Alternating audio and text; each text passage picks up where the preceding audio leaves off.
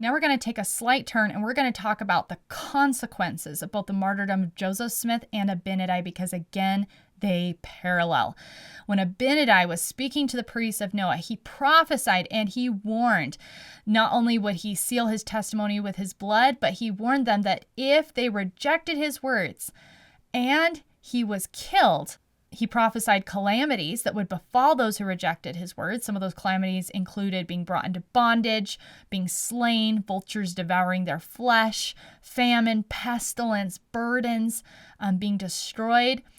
But Abinadi also testified that as he was being burnt to death with fire, he said, "What you're doing to me is going to be a type of things to come." And what happened a short time later? King Noah was killed by fire, just as Abinadi was killed by fire. Now, we're going to talk in a future lesson about the Civil War and the consequences, the connections between the Civil War occurring and the rejection of Joseph Smith. It's a fascinating history. It's not the purpose of this lesson today, so we're just going to talk specifically about some of the specific consequences of the martyrdom of Joseph Smith on those who participated in those persecutions. Now, before diving into this, I want to make a note that our culture as a people, we've kind of become conditioned to shrink from negativity. So most of the stories I'm about to share, probably you've never heard of. They are heartbreaking stories of murder, lost dreams, regrets, tragic decisions, nightmarish consequences, mental, emotional, physical pain. But the reason why we have to talk about some of this negative history for a moment is because if we don't understand darkness, we cannot understand light. Forgetting or even ignoring the fate of Joseph and Hiram's persecutors has really desensitized our approach to the work of the restoration. It's very easy to become complacent and just see Joseph Smith and his work as, it's just a miracle in the latter days, until we learn the history of those who fight against it. The Lord is very serious when it comes to those who attack, demean, or even just patronize his servant, Joseph Smith. The situation is grave, and the reason why this is important is to learn from the past so that we can make better decisions in the present.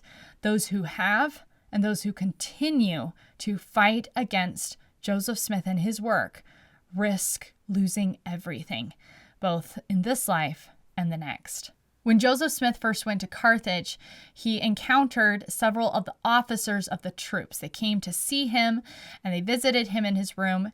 And the account published in the Millennial Star goes as follows, quote, "General Smith asked them if there was anything in his appearance that indicated he was the desperate character his enemies represented him to be, and he asked them to give him their honest opinion on the subject. The reply was, 'No, sir. Your appearance would indicate the very contrary, General Smith. But we cannot see what is in your heart. Neither can we tell what are your intentions.' To which Joseph replied, 'Very true, gentlemen. You cannot see what is in my heart, and you are therefore unable to judge me or my intentions. But I can see what is in your hearts, and will tell you what I see. I can see you thirst for blood, and nothing but my blood will satisfy you. It is not for crime of any description that I and my brethren are thus continually persecuted and harassed by our enemies. But there are other motives, and some of them I have expressed so far as relates to myself. And inasmuch as you and the people thirst for blood, I prophesy in the name of the Lord that you shall witness scenes of blood and sorrow to your entire satisfaction. Your souls shall be perfectly satiated with blood. And many of you who are now present shall have an opportunity to face the cannon's mouth from sources you think not of. And those people that desire this great evil upon me and my brethren shall be filled with regret and sorrow because of the scenes of desolation and distress that await them. They shall seek for peace and shall not be able to find it.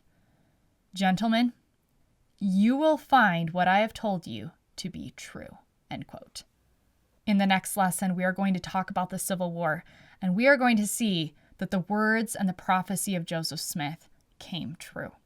Elder George A. Smith, who was a cousin of Joseph Smith, also recalled, quote, "Some of the brethren thought it was best to apostatize, because the spirit of cursing was with men who had been driven from Missouri by mob violence. Yet every word that they prophesied has been fulfilled. They prophesied that the bones of many of those murderers should bleach on the prairie, and that birds should pick out their eyes, and beasts devour their flesh. Men who have traversed the plains of Mexico, California, Nebraska, and Kansas have often seen the fulfillment of that prophecy in the most marvelous manner. We have seen their names upon trees, on the heads of old trunks and bits of boards, the names of men that I knew, and I knew just as well in the Kirtland Temple what would be their fate as I know now," end quote. George A. Smith, of course, was present during the apostasies in Kirtland, and this was his own eyewitness testimony saying what happened to so many of those men who turned on the prophet Joseph Smith and his friends. Brigham Young stated, quote, "I will tell you another prophecy of Joseph's, of which both Jews and Gentiles are my witnesses. Joseph said that the bones of hundreds of the Missouri and Illinois mobocrats who drove the saints from those states should bleach on the plains, and their flesh should be meat for wolves. Are you witnesses to that in coming over the plains?" Yes. Hundreds and hundreds of those characters that started to go to the gold mines, their flesh was meat for the wolves, and their bones are there bleaching today, so far as they have not been buried or entirely rotted away. That is another prophecy of Joseph's, end quote. Clearly, to the Lord, the attitude that we have toward his servants, and specifically the prophet Joseph Smith, for good or for evil, is not a game. And I want to ask the question, in our day today, how loyal are you and I to the prophet Joseph Smith? Is our attitude one of unwavering devotion? Or is it antagonistic or even just apathetic? Do we gravitate when so-called scholars point out perceived character flaws? When the prophet Joseph Smith is defamed as a product of his time, as an adulterer, as a dabbler in black magic, or as a naive fool struggling to understand himself, what is our reaction? Do we apologize for these alleged weaknesses? Do we rejoice in, oh, this is some great, more humanized prophet? Do we condemn him? Do we turn a blind eye to the battle and return to our daily lives? Or do we rise up and defend him, defend his name, and stand as a voice for the man who was second to the Savior Jesus Christ in character? Do we sacrifice our time to build his name, study and teach his doctrine, and further the work he began and the work that he continues to oversee? What is our response to the prophet Joseph Smith today? The work of the prophet Joseph Smith will not be destroyed, no matter how many men and women stand and revile against it today. The question is not whether Joseph Smith's work will be destroyed. The standard of truth has been erected, and no unhallowed hand will stop the work from progressing. But the question is, where do we stand in that fight?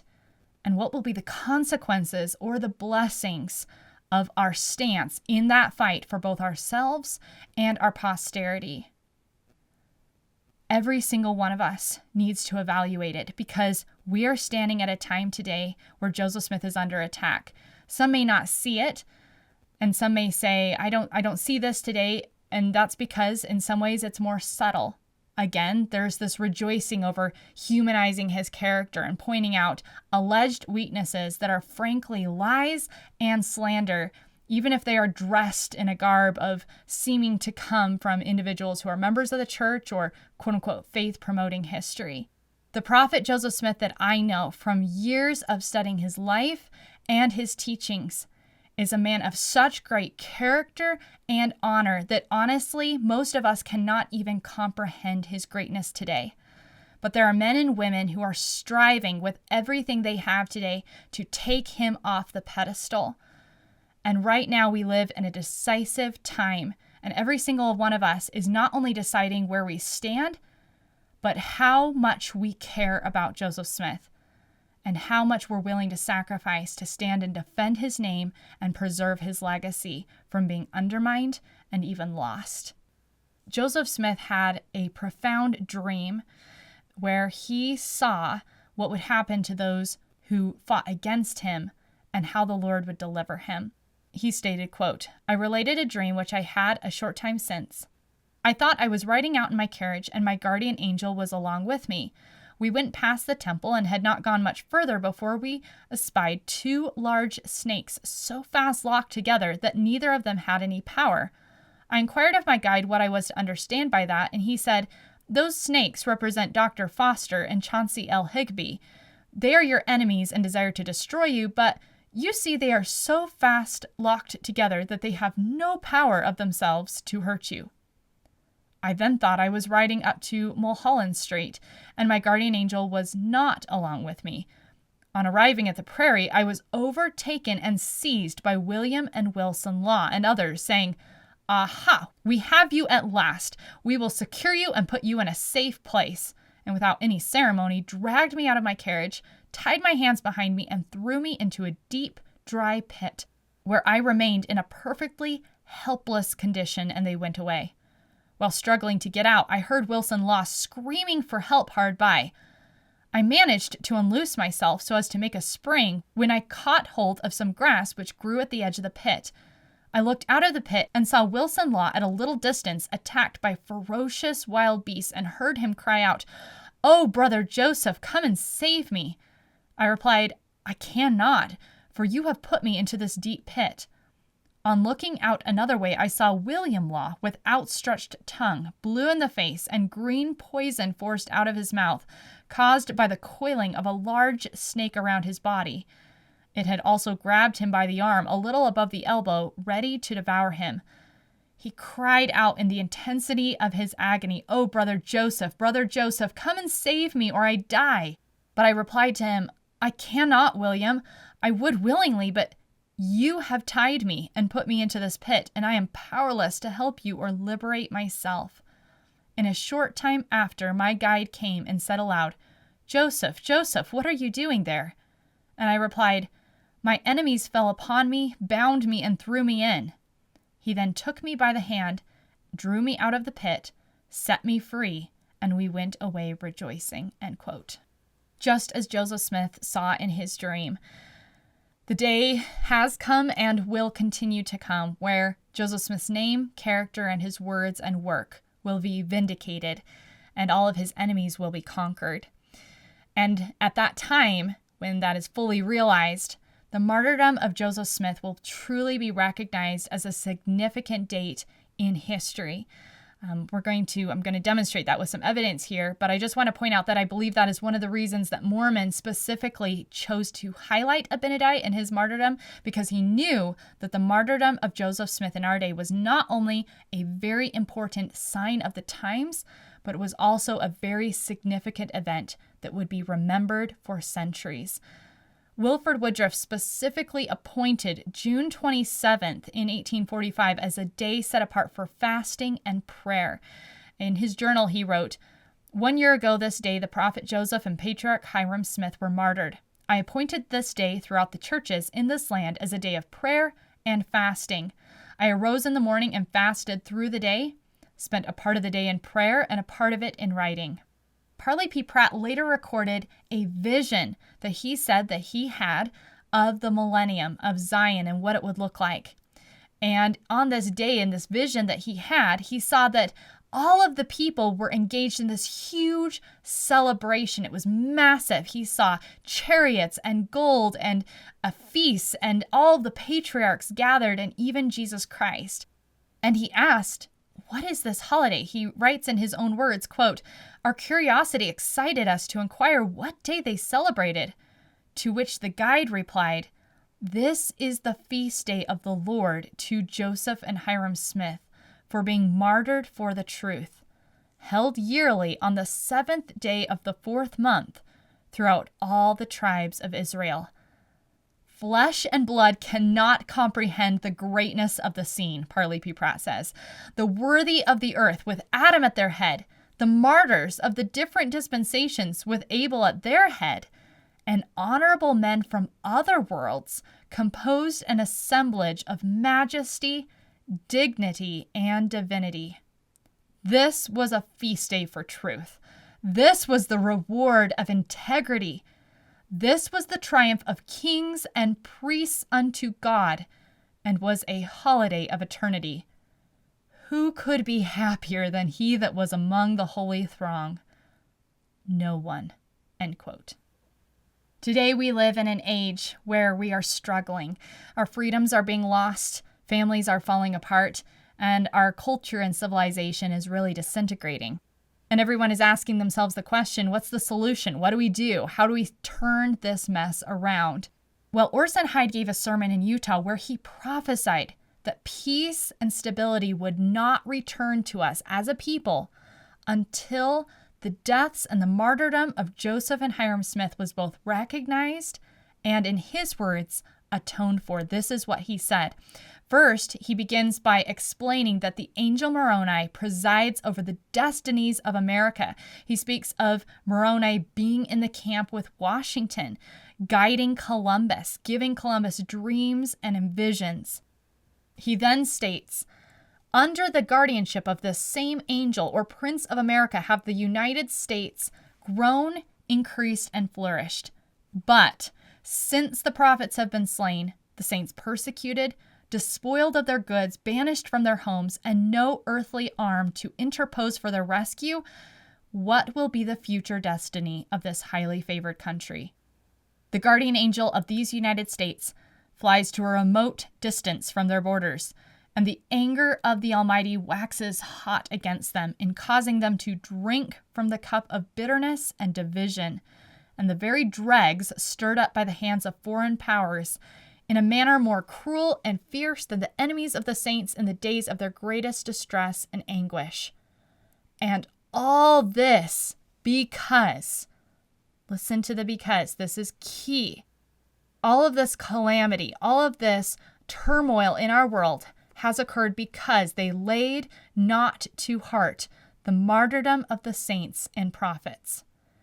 And then Orson Hyde gives a promise. When justice is satisfied and the blood of martyrs atoned for, the guardian angel of America will return to his station, resume his charge, and restore the Constitution of our country to the respect and veneration of the people.